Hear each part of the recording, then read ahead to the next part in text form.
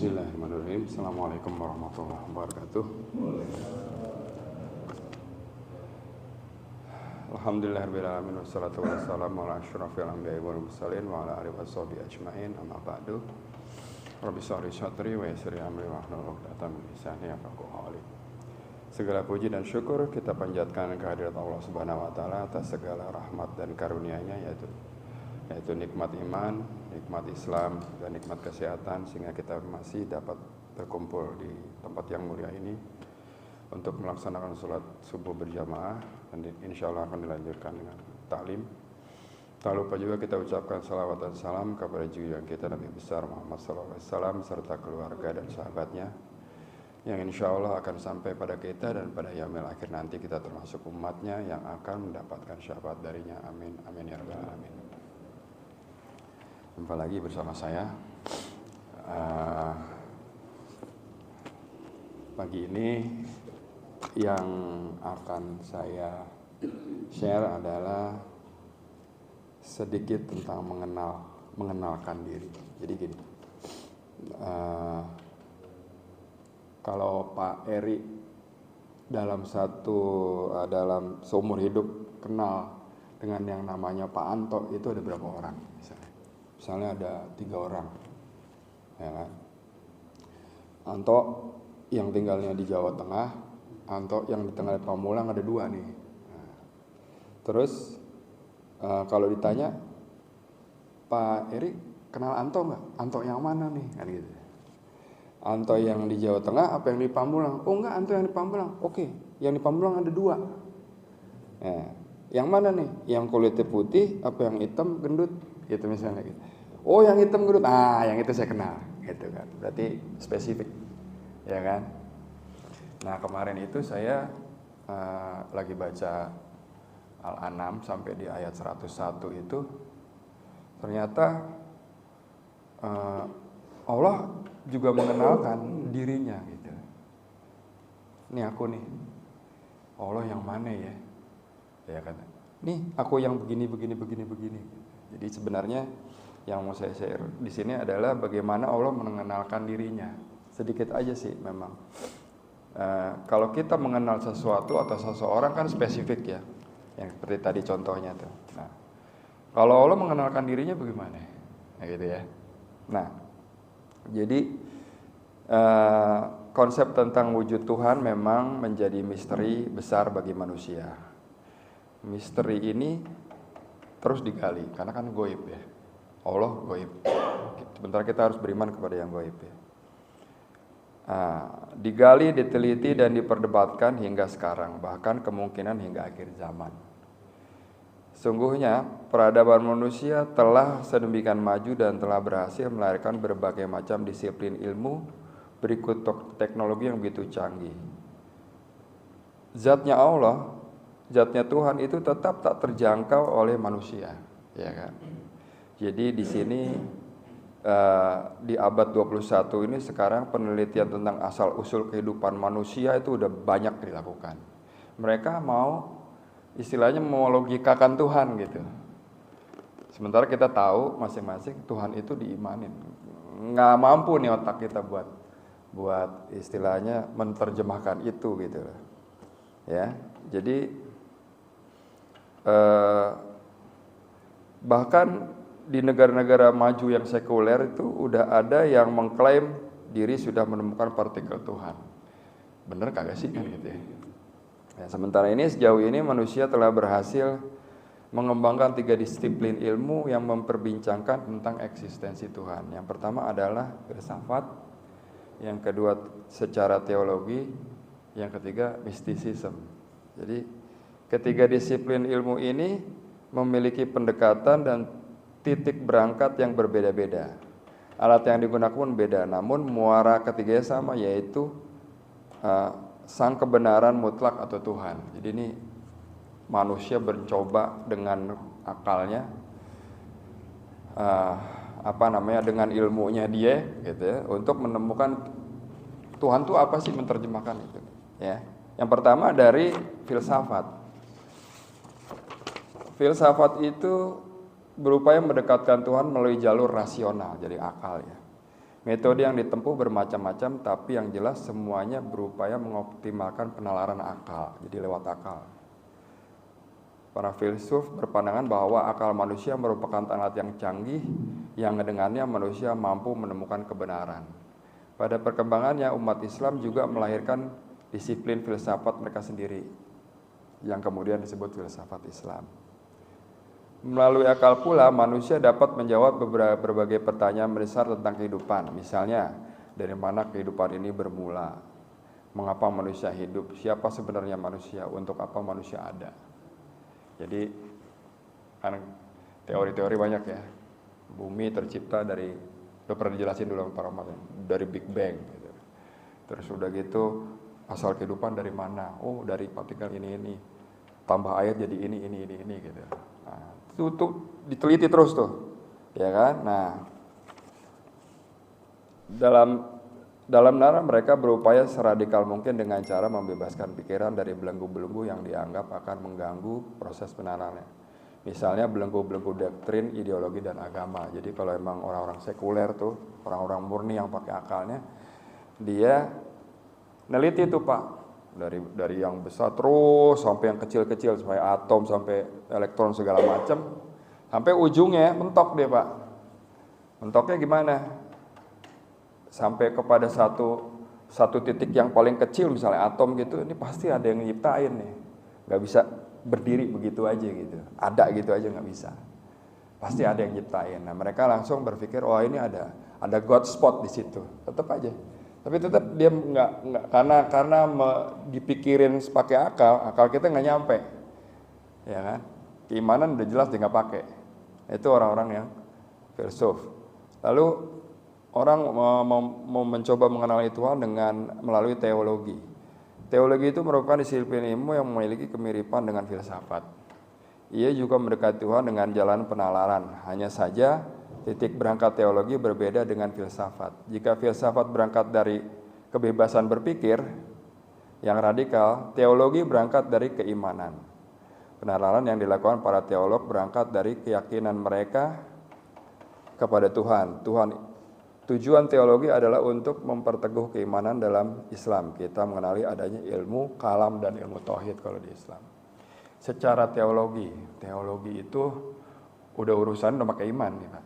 Cuman kan tetap aja, seperti yang kita tahu, agama di dunia ini ada berapa kan Pak? Masing-masing menerjemahkan sendiri dengan keimanan mereka. Oh Tuhan tuh ini, menurut kita Allah tuh ini, gitu. Menurut orang Islam. Menurut orang Kristen, menurut orang Buddha, oh Tuhan tuh begini.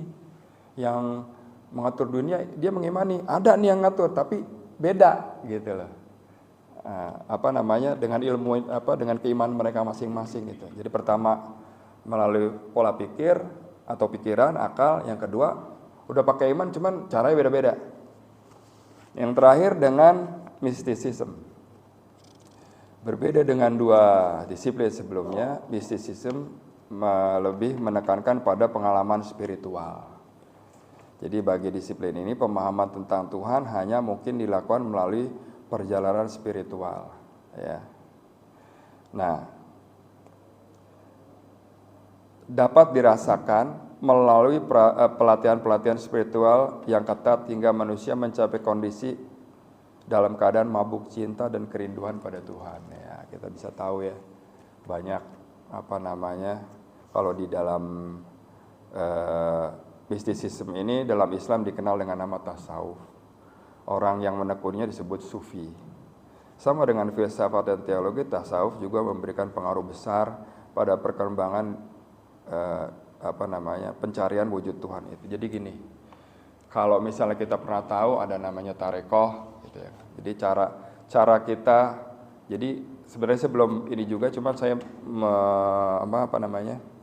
pernah membaca bahwasanya memang untuk istilah lebih intens lagi itu ada caranya gitu. Kalau di dalam Islam ya dengan zikir, dengan orang-orang yang misalnya Naksabandiyah, torekohnya ini ya, itu cara dia untuk mendekatkan diri untuk Tuhan tuh begini melalui pengalaman spiritual gitu. Oke, dan yang terakhir kita sempat kenal ada yang namanya Scientology. Jadi dia pencarian Tuhannya itu melulu dengan sains gitu. Tapi tetap aja orang-orang itu kayaknya ditanya udah ketemu, dia bilang udah, tapi nggak bisa rasain dia. Nah gitu. Nah sekarang yang mau saya sedikit buka adalah cara Allah mengenalkan dirinya ini dalam Islam ya. Berkenaan dengan pemahaman wujud Tuhan, metode yang digunakan oleh Allah sungguh menarik. Allah mengenalkan dirinya menggunakan pendekatan sederhana yang rasional dan spiritual sekaligus sesuai dengan fitrah manusia. Jadi coba kita lihat di surat Ali Imran ayat 190-191. Saya bacakan ayatnya. Auzubillahi minasyaitonirrajim. Sesungguhnya dalam penciptaan langit dan bumi dan silih bergantinya malam dan siang terdapat tanda-tanda bagi orang-orang yang berakal. Siapa orang-orang yang berakal? Yaitu orang-orang yang mengingat Allah sambil berdiri atau duduk atau dalam keadaan berbaring, dan mereka memikirkan tentang penciptaan langit dan bumi seraya berkata, ya Tuhan kami, tiadalah Engkau menciptakan ini dengan sia-sia, Maha suci Engkau, dan maka peliharalah kami dari siksa neraka. Ini surat sering dibaca juga kalau dari di sholat-sholat ya. Jadi sesungguhnya dalam penciptaan langit dan bumi dan langit diciptakan, malam dan siang dipergilirkan, pasti ada yang ngatur kan gitu kan. Allah menyampaikan di sini dengan cara halus adalah kalau Anda berpikir, Anda akan menemukan kan gitu ya. Jadi gini. Bumi ini ada nggak begitu aja, pasti ada yang nyiptain. Terus ada siang, ada malam. Bagi orang-orang yang berpikir, pasti tahu tuh, gitu kan? Siapa penciptanya, siapa yang ngatur, gitu kan? Nah, siapa orang-orang yang berakal itu? Ya, orang-orang yang orang-orang yang selalu mengingat Allah sambil berdiri atau duduk atau dalam keadaan berbaring. Berdiri, duduk, berbaring, dia selalu ingat Allah dan selalu memikirkan tentang penciptaan dunia. Ini dunia diciptakan pasti enggak enggak sia-sia gitu. Terus ada lagi di surat Al-Mu'minun ayat 91. A'udzubillahi minasyaitonirrajim.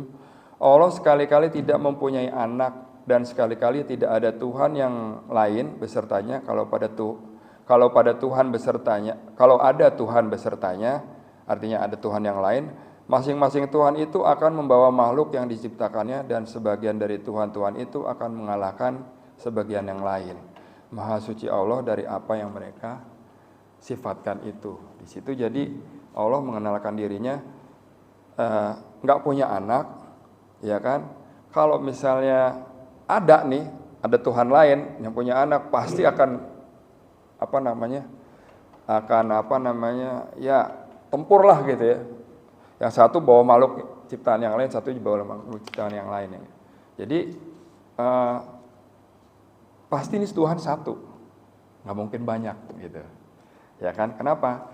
Karena di sini dijelaskan kalau ada Tuhan bersertanya, masing-masing Tuhan itu akan membawa makhluk yang diciptakannya. Artinya lewat dua surat ini, pertama surat Ali Imran ayat 190-191 dan Al-Mu'minun ayat 91, Allah mengenalkan dirinya bahwa aku ini satu, enggak banyak gitu. Kalau ada banyak, bertengkar komentar gitu. Satu lagi, aku yang menciptakan dunia, aku yang mengatur malam, siang dan segala macamnya, gitu kan. Nah, orang-orang yang berpikir aja hanya tahu aku katanya. Lalu sementara di surat Al-An'am ayat 101 sampai 110 Allah berfirman, pertama penciptaan langit dan bumi, nggak punya anak, nggak punya istri. Jadi gini, A'udzubillahi minasyaitonirrajim, dia Allah mencipta langit dan bumi, bagaimana mungkin dia mempunyai anak padahal dia tidak mempunyai istri. Dia menciptakan segala sesuatu dan dia mengetahui segala sesuatu. Jadi ayat ini menerangkan bahwa Allah pencipta langit dan bumi tanpa contoh, jadi nggak jiplak ya, tanpa contoh acuan yang ditirunya. Bagaimana mungkin dan atas dasar apa yang dapat dijadikan alasan bahwa Allah itu, Tuhan itu punya anak, padahal dia nggak punya istri. dalam logika manusia, seorang anak pasti lahir dari seorang ibu. Cobalah coba dicamkan dan yakini bahwa dia menciptakan segala sesuatu dan dia juga mengetahui segala sesuatu. Seperti kita tahu logika umumnya manusia, anak lahir dari emaknya, ya kan? Tapi kalau contoh ada kan, kayak Nabi Adam nggak ada ibu bapaknya, ya kan? Siti Hawa nggak ada emaknya, Nabi Isa nggak ada bapaknya, kan gitu kan? Tapi umumnya orang kan, anak pasti lahir dari ibunya. Sementara di surat 101 ini Allah yang menciptakan semuanya. Dan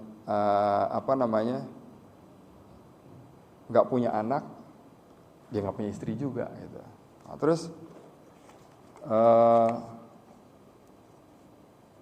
yang memiliki sifat-sifat yang demikian itu ialah Allah Tuhan kamu, tidak ada Tuhan selain Dia, pencipta segala sesuatu, maka sembahlah Dia dan Dia adalah pemelihara segala sesuatu. Itu di 102-nya. Yang pertama adalah pencipta langit dan bumi dan gak punya anak, gak punya istri. Yang kedua, gak bisa dilihat saat di dunia, ya, dan maha halus dan maha mengetahui. Jadi di 103-nya, dia tidak dapat dicapai oleh penglihatan mata, sedang dia dapat melihat segala yang kelihatan. Dan dialah yang maha halus dan maha mengetahui. Jadi menurut tafsir Al-Wajiz, Syekh Profesor Dr. Wahbat Az-Zuhaili, pakar fikih dan tafsir dari negeri Suriah, menafsirkan ayat 103-nya ini dengan dia Allah tidak dapat dilihat dengan penglihatan dunia. Tidak pula mereka bisa mengawasinya di akhirat. Nah, tetapi orang-orang mukmin itu mampu melihatnya karena firman-Nya di surat Al-Qiyamah ayat 22 dan 23, wajah-wajah orang-orang mukmin pada hari itu berseri-seri, kepada Tuhannya lah mereka melihat. Artinya apa? Allah itu nggak bisa dilihat di dunia, tapi orang-orang yang beriman di akhirat nanti bisa melihat wajahnya. Saya nggak tahu seperti apa ya. Tapi di sini di Al-Qiyamah ayat 22 sampai 23 itu menyatakan bahwa wujuhun yauma idzin nadhirah ila rabbina nazir. Wajah-wajah orang-orang mukmin pada hari itu berseri-seri, kepada Tuhannya lah mereka melihat.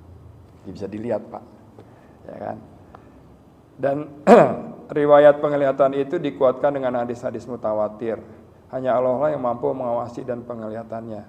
Dialah zat yang mengawasi hamba-hambanya dan maha memberitahu tentang perkara-perkara ciptaannya. Ilmunya meliputi segala yang tampak maupun yang sembunyi. Nah, artinya tadi ditafsirkannya sebagai maha halus, itu dia tahu yang yang nampak maupun sembunyi. Pendengarannya mendengar semua suara yang keras maupun yang rahasia. Dan penglihatannya melihat semua yang terlihat besar maupun kecil. Oleh karenanya dia maha halus lagi maha teliti, sehingga segala yang tersembunyi atau samar bagi manusia tidak samar dan tidak tersembunyi baginya. Jadi gini Pak, pertama Allah mengenalkan dirinya dengan aku yang nyiptain bumi, aku yang ngatur siang malam. Yang kedua, aku menciptakan semuanya sendiri, enggak ada istilahnya buat bumi itu hasil nyontek, enggak ada, sendiri. Terus aku nggak punya anak, nggak punya istri, udah jelas tuh ya. Jadi kalau tadi analoginya Pak Eri kenal sama Pak Anto ada berapa orang gitu kan spesifik kan. Oh Anto yang tinggal di Pamulang, yang kulitnya hitam, agak gendut dikit, nah itu.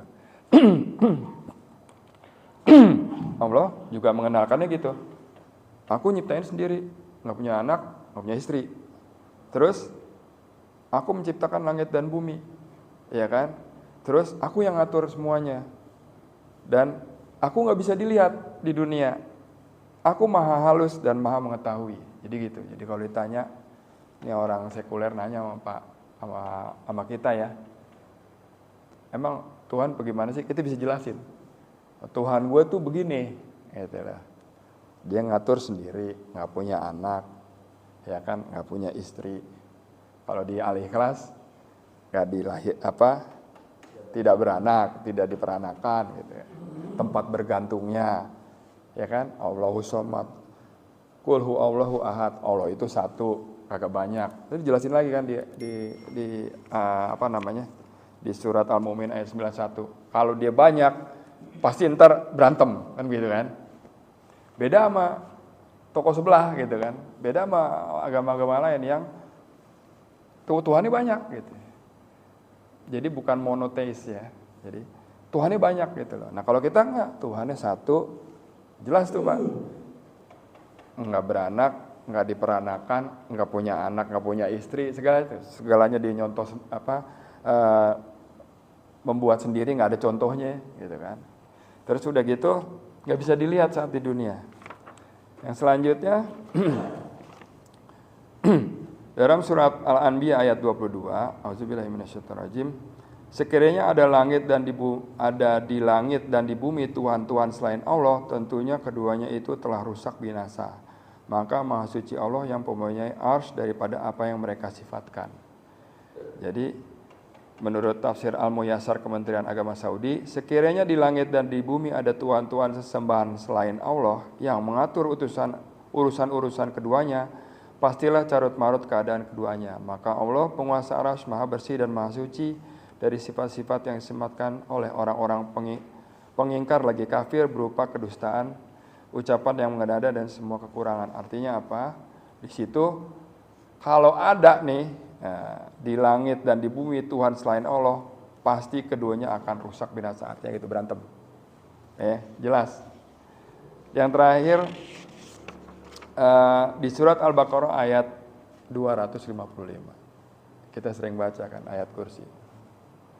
Allahu la ilaha wa huwal qayyum gitu kan. Dia yang hidup kekal lagi terus-menerus mengurus makhluknya. Jadi terus enggak mengantuk dan enggak tidur. Ciri lagi tuh Pak. Jadi kalau misalnya kita besok ditanya sama orang sekuler, Tuhan kamu bagaimana? Oh dia hidupnya kekal. Dan selalu mengurus urusannya terus, nggak pernah capek. Yang kedua, nggak mengantuk dan nggak tidur. Jadi kalau yang perlu ngantuk sama perlu tidur kan pasti itu makhluk ciptaan ya kan gitu ya. Jadi yang ketiga di dalam surat ayat kursi itu adalah kepunyaannya apa yang di langit dan di bumi. Artinya apa? Deep, maha kaya, paling kaya. Dan yang keempat, pemberi syafaat dengan izinnya. Artinya gini, dialah satu-satunya pemilik apa yang ada di langit dan di bumi, tidak ada seorang pun yang dapat memberikan syafaat kepada orang lain di sisinya kecuali setelah mendapatkan izin dan restunya. Artinya apa? Syafaat, dia bisa memberikan syafaat. Kalau ditanya lagi Allah, Tuhan kamu apa? Tuhan saya bisa memberikan syafaat, pertolongan. Jadi sejatinya syafaat itu milik Allah. Tapi dia bisa nih, Allah mau kasih misalnya lewat siapa? Lewat Rasulullah. Rasulullah bisa menolong umatnya, dikasih. Tapi sejatinya syafaat itu datangnya dari Allah. Orang lain bisa memberikan syafaat itu lewat izinnya. Yang kelima adalah Allah mengetahui apa-apa yang di hadapan mereka dan di belakang. Artinya tahu yang gaib. Ya, dia mengetahui urusan makhluknya yang terjadi di masa lalu maupun setelahnya. Terus yang keenam, kursinya Allah meliputi langit dan bumi. Artinya singgasananya meliputi seluruh langit dan bumi yang luas dan besar dan tidak pernah merasa keberatan atau kesulitan untuk menjaga keduanya. Yang ketujuh, maha tinggi dan maha besar. Dia maha tinggi di dalam zat, jadi spesifikasinya tinggi dan sempurna. Jadi kalau kalau kita melihat makhluk gitu ya, sebenarnya kan nggak bisa dianalogikan ya. Makhluk apa sih yang paling hebat? Tingginya segini, wujudnya begini, gini kayak gitu. Istilahnya speknya tuh tinggi gitu. Kalau ada misalnya jadi kalau dibilang satu melihat sesuatu yang cantik menurut kita, zatnya Allah tuh lebih cantik lagi gitu. Lebih besar lagi, pokoknya paling pol dah. Ya, jadi di di ayat kursi itu yang sering kita baca itu dijelaskan yang pertama adalah dia hidup kekal dan mengurus makhluknya terus, nggak mengantuk, nggak tidur. Kepunyaannya apa yang ada di langit dan bumi, artinya maha kaya. Terus keempat, pemberi syafaat. Yang kelima, Allah mengatur apa yang tersembunyi ada di hadapan mereka ataupun di belakangnya. Lalu kursinya atau singgasananya itu meliputi langit dan bumi, dan dia maha tinggi dan maha besar. Jadi kalau misalnya kita ditanya, kita bisa paling tidak mencirikannya seperti itu. Ya kan, yang pertama adalah pencipta langit dan bumi, dan dia yang mengatur siang dan malam. Dijelas ya. Menciptakan sendiri, ya kan, kagak ada yang nggak ada yang nandingin dah, dan dia nggak nyontek gitu, nggak punya anak, nggak punya istri, ya kan, nggak diperanakan juga, maha satu ya, nggak ada yang lain. Kenapa? Karena dijelaskan selanjutnya, kalau ada yang lain pasti berantakan di dunia, gitu. Jadi yang terakhir adalah ayat kursi tadi, yang maha kekal, nggak ngantuk, nggak tidur, dan seterusnya. Ya, paling tidak dengan kita memahami ini, kalau ada yang nanya kita bisa jawab. Biasanya kalau misalnya orang yang di luar Islam nanya, kita kan kalau bisa, misalnya kita jawab pakai cara yang logika dia nggak nyampe, susah Pak. Gitu. Tapi kalau kita bisa, Tuhan yang kamu sembah itu kayak apa sih? Oh, dia begini. Ada. Paling tidak kita bisa jawab. Kira-kira itu aja yang bisa saya sampaikan untuk saat ini. Mudah-mudahan bermanfaat. Kalau ada yang mau ditambahkan, silakan. Kalau ada yang mau nanya, boleh. Enggak. Singkat aja Pak, masih banyak tuh waktunya.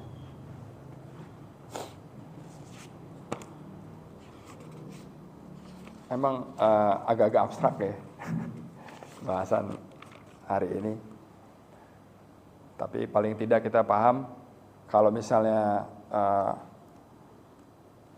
umum-umumnya kan ada yang beribadah tapi udah gitu aja gitu, ilmunya nggak lengkap. Nah minimal kita bisa paham lebih jauh lagi. Kira-kira itu aja. Ada pertanyaan nggak? Kalau nggak ada pertanyaan, bisa kita tutup. Pak Ale mungkin mau nanya.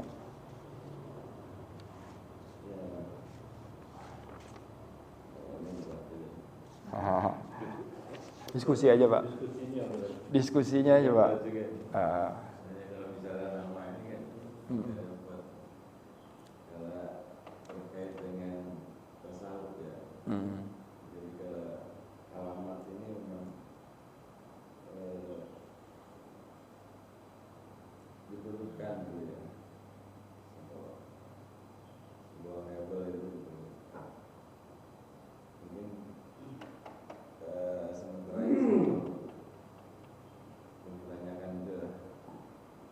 Oke.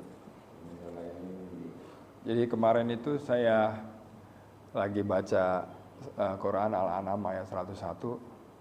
Ternyata detil juga gitu. Oh, Allah mengenalkan gini, sampai dia, aku menciptakan segala sesuatunya ya, sendiri. Terus aku nggak punya anak gitu.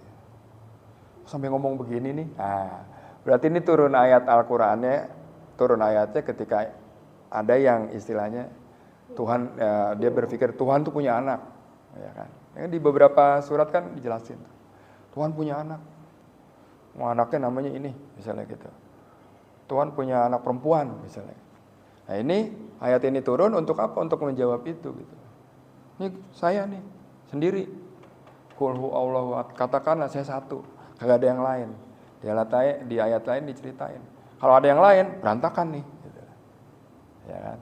Kalau aku punya anak, ya kan, aku maunya begini, anakku maunya begini kan, gitu kan, berantakan nih pasti nih, gitu.